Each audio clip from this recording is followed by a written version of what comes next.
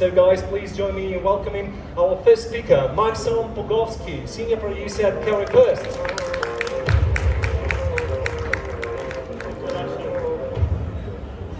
So, my name is Maxon and I am a sinner. Today I will confess in my sins which I committed as a producer. So, who am I to talk about sins in production? I work as a mobile producer for more than 7 years, and here are some all of the games which I released as producer and some companies where I worked. And the Jewel in the Crown is official game for Queen, a big legendary rock band in the West. Not maybe so many people in Southeast Asia heard about them, but yeah, in the West it's big. And I am committing a sin to be proud of that project. So, and I work at a company Carry1st currently. And for the context, what I'm doing, a couple of words about Carry1st. So we are building a Garena for Africa. What Garena did in Southeast Asia, we are currently doing in Africa. So we are collecting payments from 80 payment systems in Africa, and games like League of Legends already integrated our payment gateway in their PC client. And when you playing in Nigeria and want to buy something, you see all the Nigerian payment systems thanks to integration with us. Currently we are holding the biggest esports tournament in African history together with Activision to promote Call of Duty Mobile. We are flying 8 national winners to Nairobi in Kenya next month, and they compete for $15,000 of prize pool, which is pretty big for Africa. And we publish and license successful games on African market. And now we also bought several games. This is my project, Mankala Adventures. We bought it from Ethiopian developers, and now I manage a team working on it. And we are open to buying the first smallish studio with successful games. So let's get into the topic. Some of you might be familiar with the product life cycle.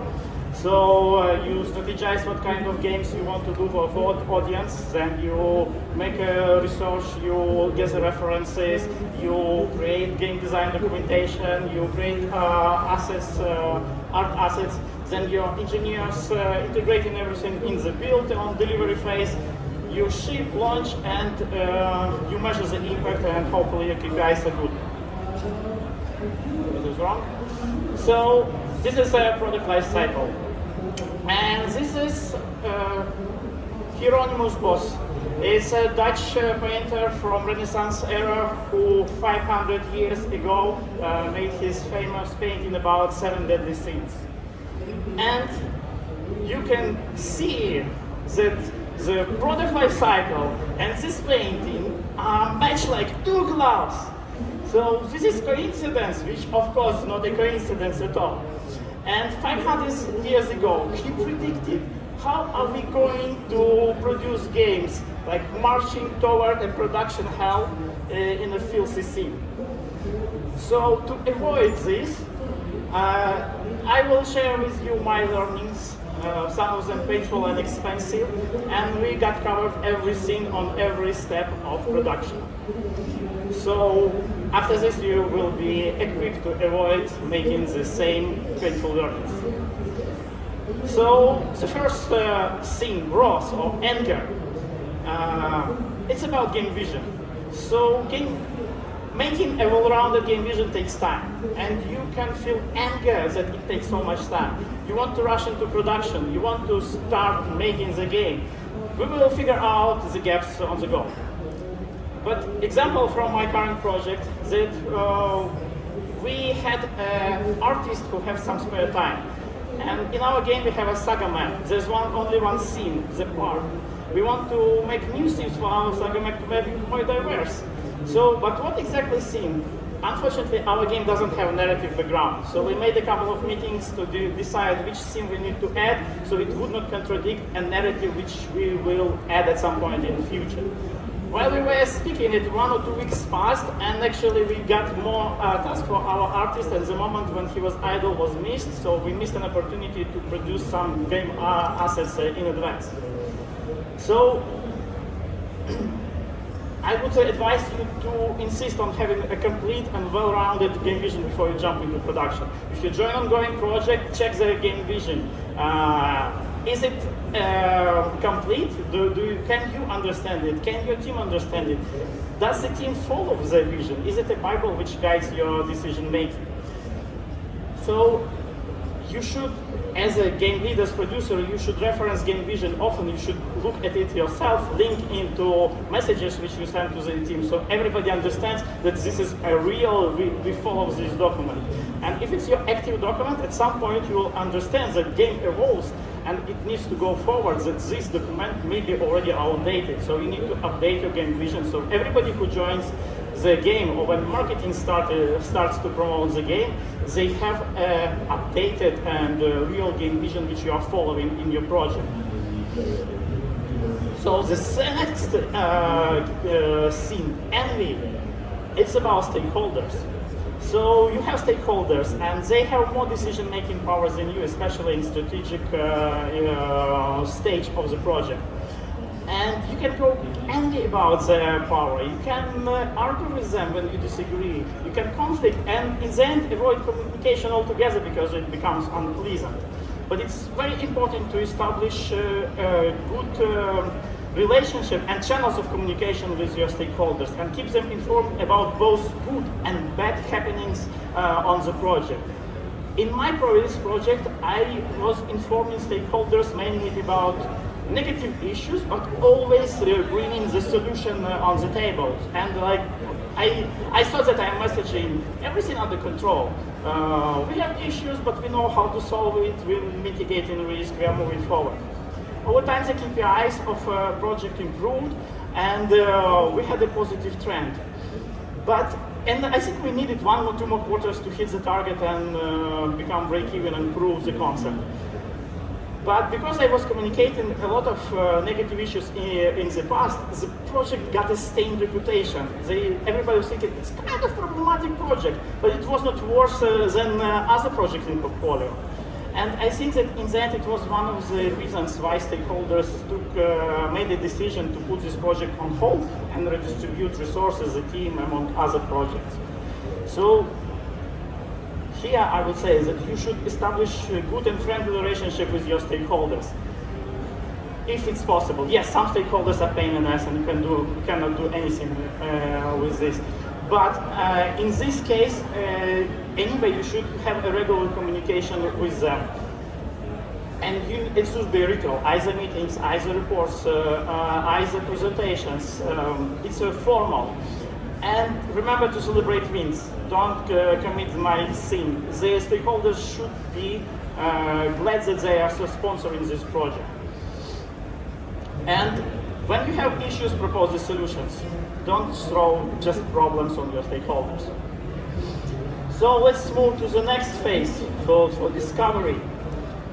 The last of playing the wrong games. As a game lead, you should have a keen eye on different genres. So you should be playing different games. I have a lot to play my favorite civilization on PC. When I play on mobile, I play mid-core RPGs and card battlers. But for the past 2.5 years, I'm building casual board games. So I have to play these games. I have to know the genre. I have to know the adjacent genres. So you need to play reference games, and you should choose a North Star competitor who is in your niche doing the best features, the best marketing, and benchmark yourself against themselves. Know leaders in your genre really well. Play in adjacent similar genres, and play in very far different genres. You can bring good ideas from your favorite hardcore games, but also you should play something which you would not play at all for your own satisfaction as consumer. Gluttony. So, your designers want the best for the game. They want the best features, with the best features, with all the bells and whistles which are possible to have. So they can override the design documentation and include everything imaginable there. So you should be very attentive that your designers are gluttonous for extra details, and you should be attentive because it could drain production resources. In our previous project, a Ludo game, it's a very popular board game in some countries, I had a designer and I had a design director with 20 years of experience who was supervising designer. And I said, oh, I don't need to do anything with the design documentation, I don't need to review it attentively.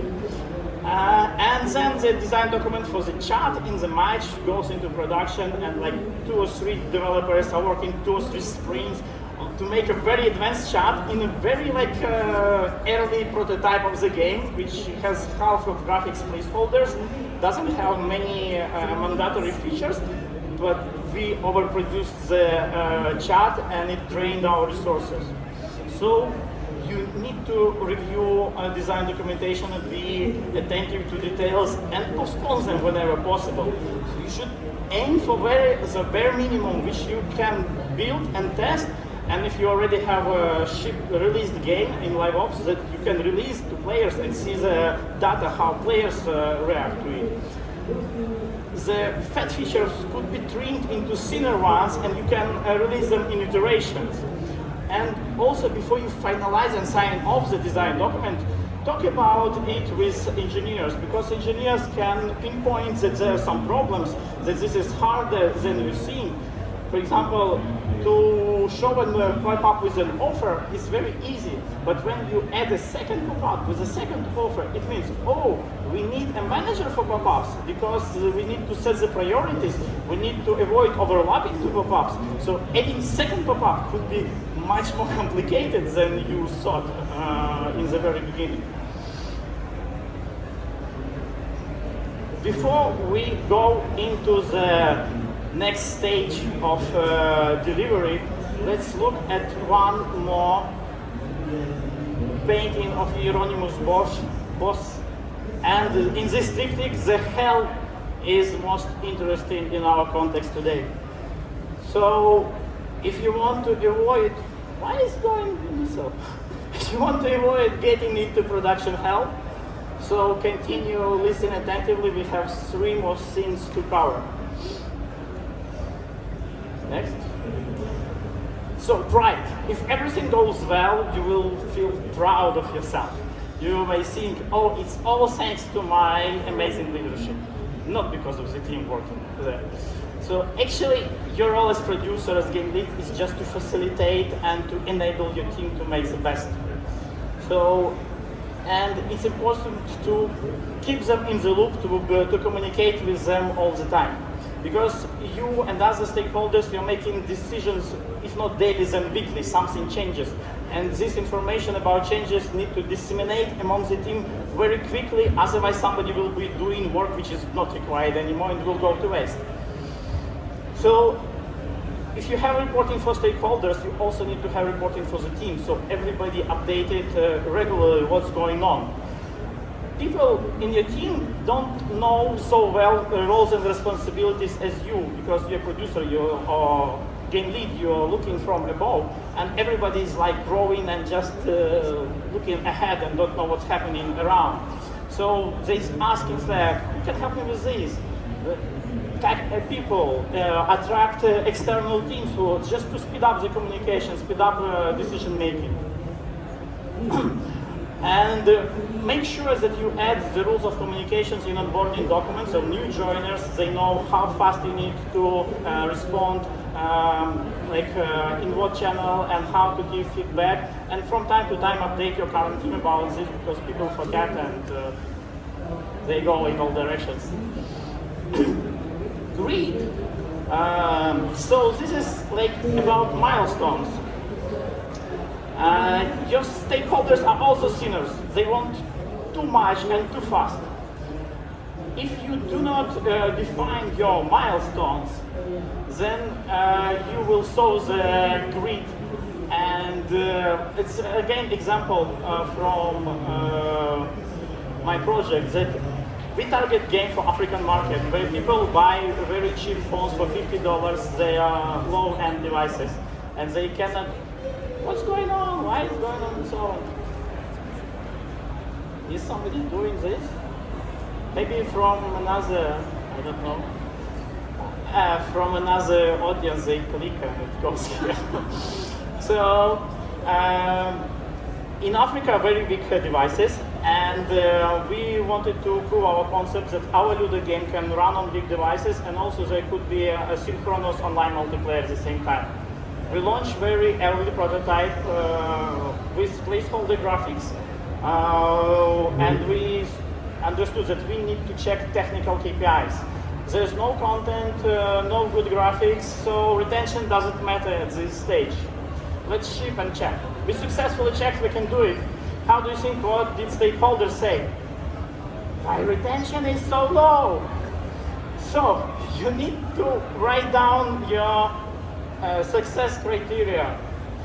So that you can then point, this is what we're checking. This is secondary. This is we are not checking at all. Explicitly state what is not going to be a success criteria on this milestone at this stage. And the last thing, sloth or laziness. So you can fall into this sloth in many areas, but let's look into the last stage of measure in product cycle. So it's important to work together with marketing team, with the growth team. You might think, okay, if we have a marketing manager, it's could be enough, they can do it all on their own. But for example, our marketing teams, when they're making ASO screenshots, they were kind of low quality. Nowadays, mobile marketing is like to throw a lot of spaghetti on the wall and see what sticks and then iterate on that. But I had impressions that they're throwing like instant noodles, not bolognese or carbonara, just low quality. I wrote myself a very detailed brief, what should be on each screenshot, what customization items, the best and most beautiful, interesting gameplay situation on the board, call-outs about pillar of the game. And they tested it and it won. And in the end it was the default screenshot for this game. It took more time than average to polish and iterate on it, but it was the best for that game. So you should collaborate with your marketing team because you know the product really well and you can give them invaluable insights, and then the creatives which reach KPIs, better KPIs, which is very important in mobile. So today we looked at 7 scenes, at 7 pitfalls on different stages of the project. So you hopefully learn something and bring in something for yourself so you can avoid the same pitfalls which I committed, so you will be one step further from a production help. And follow the scripture in producer's notebook and let your sins be forgiven.